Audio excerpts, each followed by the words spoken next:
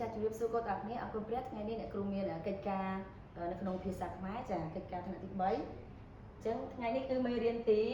26សញ្ញាសួរចាថ្ងៃនេះយើងនឹងរៀនជាមួយគ្នាអំពីសញ្ញាសួរចាអញ្ចឹងលំហាត់ដែលយើងត្រូវធ្វើជាមួយគ្នាថ្ងៃនេះគឺចូលពន្យល់អំពីការប្រើសញ្ញាសួរអញ្ចឹងថ្ងៃនេះយើងនឹង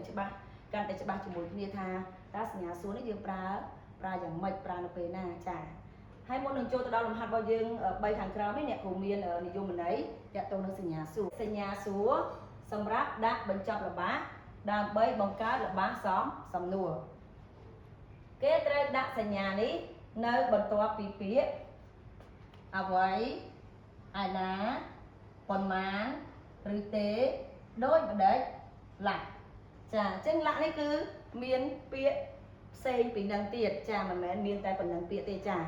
នេះគឺជាពាក្យដែលយើងប្រើជាមួយនឹងល្បះសំណួរលំហាត់ទី1របស់យើង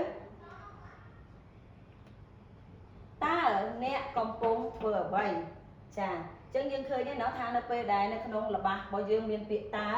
មានពាក្យធ្វើអ្វីចាគឺយើងត្រូវប្រើសញ្ញាសួរមានពាក្យអ្វីនៅខាងចុងហើយនៅខាងដើមមានពាក្យថាតើចាតើ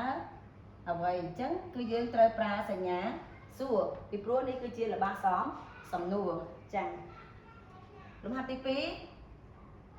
តើអ្នកទៅមកពីណាចាអញ្ចឹងពាក្យនេះគឺជាពាក្យសំណួរចាអញ្ចឹងយើងត្រូវតែបញ្ចប់ដោយសញ្ញាសួរនៅខាងចុងល្បះចាលំហាត់ទី3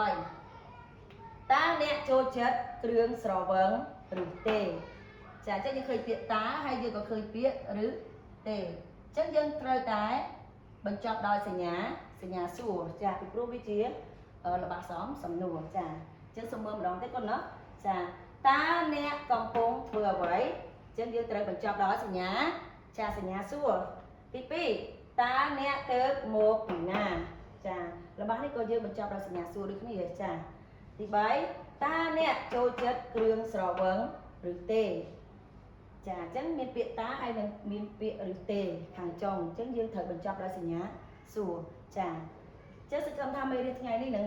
ជួយកូនទាំងអស់គ្នាបន្ថែមទៀតហើយកុំភ្លេចយើងមើលមេរៀននៅក្នុងមេរៀនរបស់យើងទៅយើងមានលំហាត់ផ្សេងពីសំណួរដែលអ្នកគ្រូឲ្យទាំង3នេះយើងមានបន្ថែមទៀតយើងអាចមើលហើយហាត់ធ្វើជាមួយគ្នាចាអរគុណច្រើនកូនសូមប្រាប់ទីពរជម្រាបលា